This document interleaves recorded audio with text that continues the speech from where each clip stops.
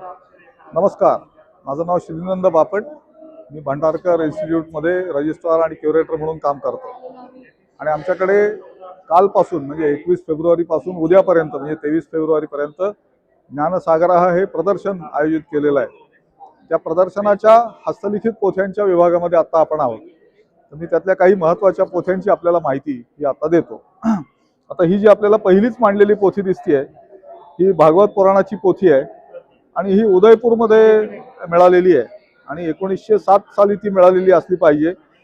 पोथी ही 1648 साली लिहिलेली आहे. तिचा लेखकाचं नाव जसवंत भट्टारक असं आहे आणि त्याची जी चित्र काढलेली आहेत उत्तमपैकी ती चित्र साहिबदीन नावाच्या चित्रकारांनी काढलेली आहेत असं आपल्याला दिसतं. त्या दोघांची नावं पोथीमध्ये दिलेली आहेत अर्थातच. आणि हे आता आपल्याला जे दिसतंय ते विष्णू प्रकट झालेला आहे समुद्र मंथनाच्या वेळेला असं असं चित्र आहे. त्याच्या खाली तिकडे समुद्र मंथनाची चित्र आपल्याला दिसत आहेत.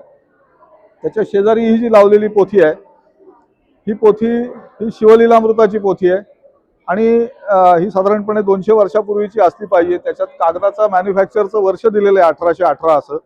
त्याच्यानंतर पोथी रचलेली आहे.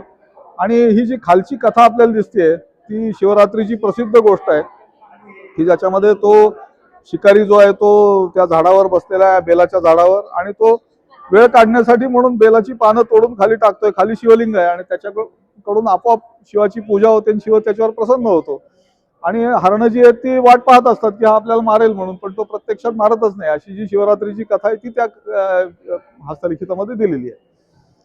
आता त्याच्या पुढचं जे अत्यंत महत्त्वाचा हस्तलिखितांचा गट आहे तो गट हा युनेस्कोनी मेमरी ऑफ द वर्ल्ड रजिस्टरमध्ये नोंदलेला हस्तलिखितांचा गट आहे. त्यातला हे पहिलं हस्तलिखित आहे. हे शारदा लिपीमधलं ऋग्वेदाचं हस्तलिखित आहे आणि हे इसवी सन 1551 मध्ये लिहिलेलं आहे असं आपल्याला दिसून येतं. आणि ऋग्वेदाच्या अत्यंत शुद्ध चांगल्या प्रतींपैकी ही प्रत आहे.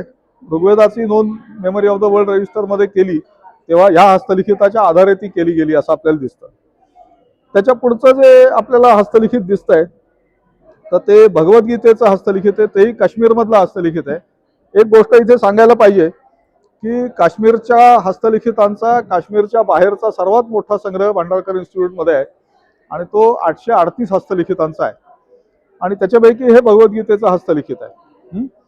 त्याच्यानंतर त्याच्या उजव्या बाजूला आपल्याला जे इथं दिसतंय हस्तलिखित ते नाट्यशास्त्राचं हस्तलिखित आहे. नाट्यशास्त्राचाही समावेश हा मेमरी ऑफ द वर्ल्ड रजिस्टरमध्ये केलेला आहे. तो या हस्तलिखिताच्या आधारे केलेला आहे. हे हस्तलिखित 1873 साली लिहिलं गेलेलं आहे आणि ते राजस्थानमध्ये लिहिलं गेलेलं असलं पाहिजे असं त्याच्या शैलीवरून आपल्याला दिसतं. त्याच्या शेवटच्या पानावर एक शिवलिंगाचं उत्तमपैकी असं चित्र असं आपल्याला असल्याचं दिसून येतं. त्याच्या उजव्या बाजूला हे जे मधलं एक हस्तलिखित आहे ते जीवा जीवाभिगम सूत्र या ग्रंथाचं हस्तलिखित आहे आणि त्याच्यामध्ये आपल्याला चित्र काढलेली दिसतात उत्तमपैकी आणि सोनेरी रंगाने चित्र काढलेले दिसतात. तर नुसतं सोनेरी रंग नाही ते प्रत्यक्ष सोनंच वापरलेलं असतं असं आपल्याला दिसून येईल. हे हस्तलिखित साधारणपणे इसवी सन 1501 सालचं आहे असं त्याच्या पुष्पिकेवरून दिसून येतं आपल्याला. आता युनेस्कोच्या यादीपैकी आपण आणखी 2 हस्तलिखित इथं पाहतोय. त्याच्यापैकी हे जे हस्तलिखित आहे ते वरचं ते सर्वोदयालोक लोचन म्हणजे ध्वन्यालोक लोचन नावाच्या ग्रंथाचं आहे. ध्वन्यालोक हा भारताच्या पोएटिक्स मधला म्हणजे काव्यशास्त्रातला एक अत्यंत महत्त्वाचा ग्रंथ मानला जातो. हेही हस्तलिखित शारदा लिपीतलं आहे आणि ते काश्मीरमधून आलेलं आहे, परंतु ते आपल्याला दिल्लीमध्ये मात्र मिळालेलं आहे असं आपल्याला दिसून येतं. त्याच्यानंतर त्याच्या खालचं जे हस्तलिखित आहे ते पंचतंत्राचं हस्तलिखित आहे आणि पंचतंत्र हा ग्रंथ जगाच्या एकूण सगळ्या कथा वाङ्मयामध्ये महत्त्वाचा मानला जातो म्हणून त्याची नोंद युनेस्कोच्या मेमरी ऑफ द वर्ल्ड रजिस्टरमध्ये केलेली आहे आणि ती ह्या पोथीच्या आधारे केलेली आहे असं आपल्याला दिसून येतं.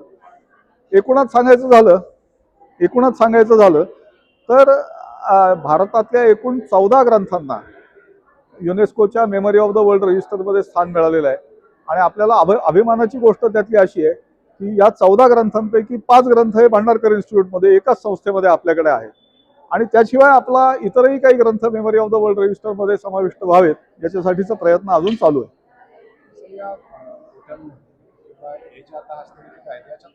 काय काय लोकांना समजू शकतात? एक तर त्या ग्रंथाचा अत्यंत शुद्ध असा पाठ हा त्यातून आपल्याला मिळू शकतो आणि इतकी वर्ष ती परंपरा कशाच्या आधारे जपली गेली त्याचा एक फार महत्त्वाचा एक दस्तऐवज हा त्या दृष्टीने आपल्या हातामध्ये येतो.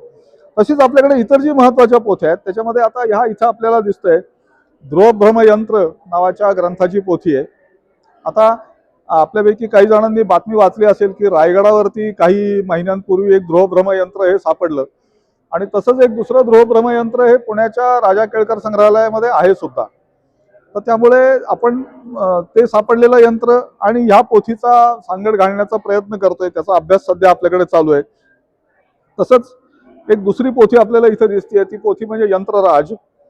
आता ही यंत्रराजाची जी पोथी आहे ती 1811 साली लिहिली गेलेली आहे, ही राजस्थानमध्ये लिहिली गेलेली आहे आणि त्याच्याच बरोबर इथे आपल्याला एक ॲस्ट्रोलेब प्रत्यक्ष मांडलेला दिसतोय. यंत्रराज म्हणजे ॲस्ट्रोलेब आणि ॲस्ट्रोलेब हे एक प्रकारचं वेधशाळेमध्ये वापरलं जाणारं उपकरण आहे. त्यामुळे वेगवेगळ्या ग्रह ताऱ्यांचे वेध घेणे, त्याच्यानंतर नक्षत्र पाहणे, सूर्योदय सूर्यास्ताच्या वेळा काढणे, त्याच्यानंतर एखाद्या गोष्टीची उंची मोजायची असेल, एखाद्या डोंगराची झाडाची वगैरे, तर ती मोजणे, खोली मोजणे, अशा वेगवेगळ्या कामांसाठी हे ॲस्ट्रोलेब म्हणजे यंत्रराज वापरला जातो. त्याची ही पोथी आहे आणि हे प्रत्यक्ष ॲस्ट्रोलेब आहे. प्रत्यक्षामध्ये आमचे मानद सचिव सुधीर वैशंपायन आणि त्यांचे 2 सहकारी यांनी हे संपादित करून त्याचं पुस्तकही प्रकाशित केलेलं आहे आणि ते आपल्याकडे विक्रीला उपलब्ध आहे. तर जे काम आहे ते इन्फोसिस फाउंडेशनच्या योजनेतून झालेलं आहे. हा एक ताम्रपट आहे आपल्याकडचा. हा ताम्रपट शक 972चा आहे, म्हणजे इसवी सन 1050चा आहे. म्हणजे आता आणखी 24 वर्षांनी या ताम्रपटाची 1000 वर्ष पूर्ण होतील. गुजरातमधला लाट घराण्याचा राजा त्रिलोचनपाल, या त्रिलोचनपालाचा हा ताम्रपट आहे आणि त्याच्यामध्ये एका गावाचं त्याने दान दिलेलं आहे, असा तो ताम्रपट आहे. तर आपल्याला पहिल्यांदा जी वस्तू दिसतीये ती आमच्या संग्रहातली सगळ्यात जुनी वस्तू आहे आणि ती ॲसिरिया म्हणजे इराक या ठिकाणून आलेली आहे आणि तिथल्या राजवाड्यामध्ये या अशा प्रकारच्या मातीच्या मुद्रा या तयार केलेल्या होत्या आणि त्या राजवाड्याला आग लागली किंवा काही कारणांनी तिथे आग लागली आणि त्यामुळे त्या भाजल्या गेल्या आणि पक्क्या झाल्या. आता या ज्या 2 मुद्रा आपल्याला दिसत आहेत या प्रत्यक्षामध्ये दरमजल करल कुठल्या क्रमाने माहीत नाही, परंतु त्या मुंबईत आलेल्या होत्या आणि त्या मुंबईत सापडल्या आणि आमचे जे महाभारताच्या आवृत्तीचे मुख्य संपादक होते विष्णू सीताराम सुखटणकर, त्यांना त्या कोणीतरी भेट दिल्या आणि त्यांनी संस्थेला भेट दिल्या आणि याच्यापैकी जी उजवीकडची मुद्रा आपल्याला दिसते त्या मुद्रेवरती एका गुलाम स्त्रीला मुक्त केल्याच्या संदर्भातला मजकूर हा दिलेला आहे. त्यामुळे ती सामाजिक दृष्ट्या अत्यंत महत्त्वाची आहे. या दोन्ही मुद्रा ॲसिरियन भाषेमध्ये त्यावेळच्या आणि क्युनिफॉर्म लिपीमध्ये कोरलेल्या दिसत आहेत. त्या 1941 साली प्रकाशित झालेल्या आहेत, त्यामुळे त्याच्यावरचा मजकूर आपल्याला माहिती आहे. निर्मिती कशी? त्या मातीच्या मुद्रा आहेत आणि त्या आग लागून किंवा भाजल्यामुळे त्या पक्क्या कडक झालेल्या आहेत, अगदी दगडासारख्या झालेल्या आहेत आणि ही आपल्या संग्रहातली सगळ्यात जुनी वस्तू आहे. ही इसवी सन पूर्व 6व्या शतकातली आहे.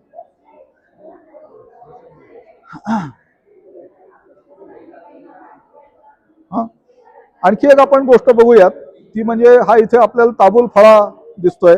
हा प्रत्यक्षात जरी एक खेळ आहे असं आपण म्हटलेलं असलं तरी प्रत्यक्षात हे अनेक खेळ आहेत. म्हणजे आपल्याला असं दिसेल की ह्या इथे ही दानं आहेत आणि त्याची एक बाजू रंगवलेली आहे, दुसरी बाजू कोरी आहे. त्यामुळे ती रंगवलेली बाजू कशी पडते त्यानुसार 1 2 3 मोजले जात असले पाहिजेत. आणि शिवाय तिथे त्या सोंगट्या त्याच्या दिसत आहेत, 3 रंगांच्या आहेत, लाल पिवळ्या काळ्या अशा. आणि त्या सोंगट्या ज्या खड्ड्यांमध्ये ठेवल्यात ते नुसते उगाच केलेले खड्डे नाहीयेत, तर तो एक मंकाला नावाचा खेळ आहे, सोंगट्यांचा जुना खेळ आहे आणि या खेळाचा इतिहास हा साधारणपणे 2000 वर्षाचा आहे. म्हणजे आपण जर अनेक लेणी वगैरे बघितली किंवा जुने किल्ले बघितले तर त्याच्यावर हा मंकाला खेळ आपल्याला कोरल्याचं दिसून येतं. त्याच्याशिवाय ही जी त्याची बॉक्स आहे त्या बॉक्सवर आपल्याला अशी आखणी केलेली दिसते, तर ती सुद्धा त्या पटावरची काही घरं आहेत असं आपल्याला दिसतं. आणि हे त्या बॉक्सचं जे झाकण आहे त्या झाकणावर ह्या इथे एक खेळ आखलेला दिसतोय, हा इथे दुसरा खेळ आखलेला दिसतोय आणि इकडे तिसरा खेळ आखलेला दिसतोय आणि पुन्हा हे झाकण उलटं केलं की त्याच्यावरही एक खेळ आखलेला आहे असं आपल्याला दिसतं. त्यामुळे अनेक खेळांचा जसा ल्युडोचा पट असतो तशा प्रकारचा हा पटांचा समूह आहे असं आपल्याला दिसून येतं.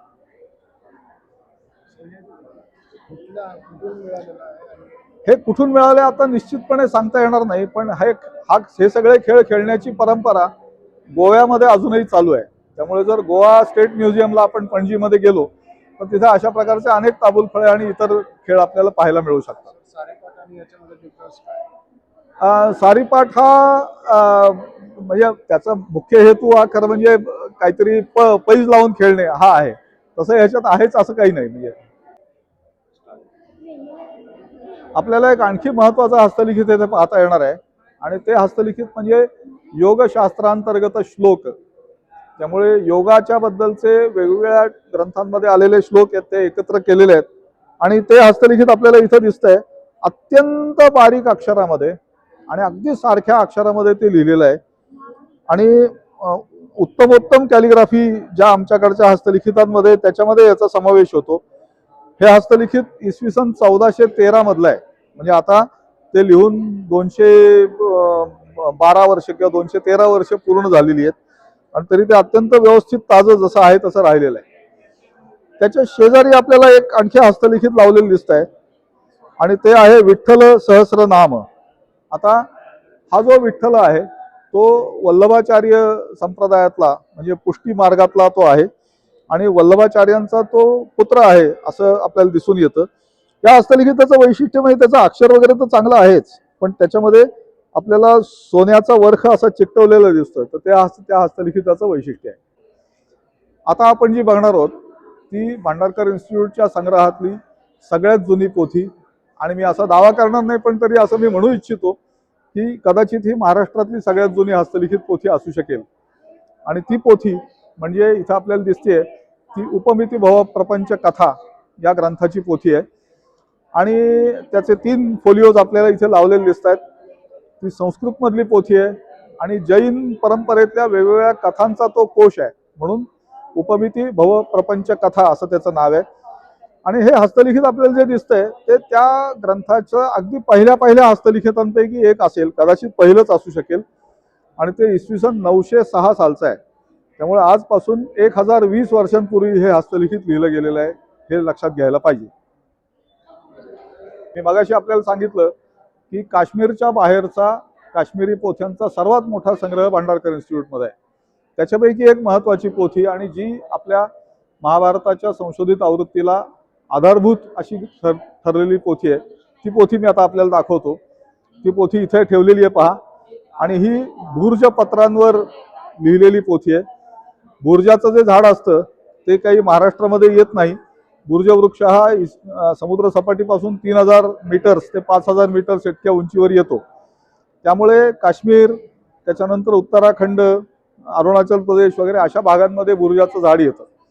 त्याचं हे आतल्या बाजूचं साल आहे त्या सालीवर ते लिहिलेलं आहे आणि ही पोथी ही आपल्या महाभारताच्या संशोधित आवृत्तीला आधारभूत असलेली ठरलेली पोथी आहे. आता या पोथीतून संपादित झालेलं जे आपलं महाभारत आहे तर एकेकाळी संस्थेमध्ये खिळे लावून छपाई करण्याचं यंत्र हे होतं ते आपल्याला प्रदर्शनामध्ये मागच्या बाजूला बघायला मिळेल. त्या यंत्रावर हा जो त्या महाभारताच्या कव्हरचा तयार केलेला जो पाठ आहे तो आपल्याला इथं दिसतोय आणि ते सगळे खिळे लावलेले जुन्या पद्धतीने आणि तांब्याचे 2 ब्लॉक्स आपल्याला त्याच्यामध्ये दिसत आहेत. एक महाभारत असं लिहिलेलं आहे आणि दुसरं संस्थेच्या प्रकाशनासाठी वापरल्या जाणाऱ्या चिन्हाचा आपल्याला तांब्याचा ब्लॉक दिसतोय. बाकी सगळे अक्षरांचे खिळे आपल्याला त्याच्यामध्ये दिसत आहेत आणि उजव्या बाजूला आपल्याला जे दिसतंय ते ह्या अशा प्रकारच्या ब्लॉकमधून प्रत्यक्ष छापून काढलेला मजकूर आहे. तो थोडासा एनलार्ज्ड आहे, तो एक्झॅक्टली एवढा नाहीये, मुद्दाम वाचता यावा म्हणून मोठा केलाय, पण तो असा मजकूर खिळे लावून त्याची छपाई ही झालेली आहे आणि हे काम आपल्याकडे 1934 सालापासून चालत असे असं आपल्याला दिसून येतं. या प्रदर्शनातली एक आणखी महत्वाची पोथी मी आपल्याला आता दाखवतो आणि ती पोथी म्हणजे चिकित्सा सार संग्रह या ग्रंथाची पोथी आहे. सध्या आम्ही त्याचं संपादन आणि अनुवादाचं काम करतोय आणि त्या पोथीचं वैशिष्ट्य असं आहे की ती संवत 1376 मध्ये म्हणजे इसवी सन 1320 मध्ये लिहिली गेलेली पोथी आहे आणि ती राजस्थान मधली आहे. पण ती आता पहिल्यांदा आपल्याकडे आली आणि गेली 102 वर्ष ती पोथी आपल्याकडे आहे असं आपल्याला दिसून येतं. या पोथीचा महत्त्वाचा मुद्दा सांगायचा झाला तर तो आता या क्षणी महाराष्ट्रात उपलब्ध असलेला सगळ्यात जुना कागद आहे. याच्यापेक्षा जुना कागद इतरत्र कुठे असल्याचं आम्हाला ज्ञात नाहीये. तर त्यामुळे हा महाराष्ट्रात उपलब्ध असलेला सगळ्यात जुना कागद आहे आणि 1320 सालचा, म्हणजे तो आजपासून 706 वर्षापूर्वीचा आहे असं आपल्याला दिसतं. या ग्रंथामध्ये आयुर्वेदीय औषधी, वेगवेगळ्या प्रकारच्या चिकित्सा याचं मोठी एक यादी दिलेली आहे आणि वेगवेगळ्या रोगांवर, व्याधींवर काय काय औषधं असू शकतात त्याची एक मोठी जंत्री त्याच्यामध्ये दिलेली असं आपल्याला दिसून येतं. त्याच्या खाली आपल्याला ज्या ग्रंथ दिसतात तेही सगळे आम्ही संपादितच करतोय. हा जो त्यातला पहिला ग्रंथ आहे हा यावन परिपाटी अनुक्रम नावाचा ग्रंथ आहे आणि हाही राजस्थान मधला आहे.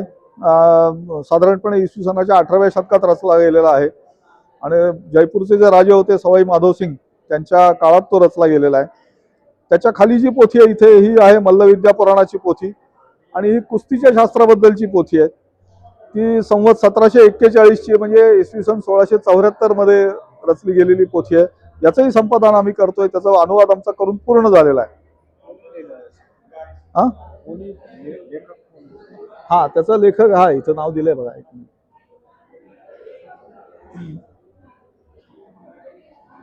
एक मिनिट तर मी सांगतो तुम्हाला नाव, तुम्ही ते घ्या त्याच्यामध्ये नंतर.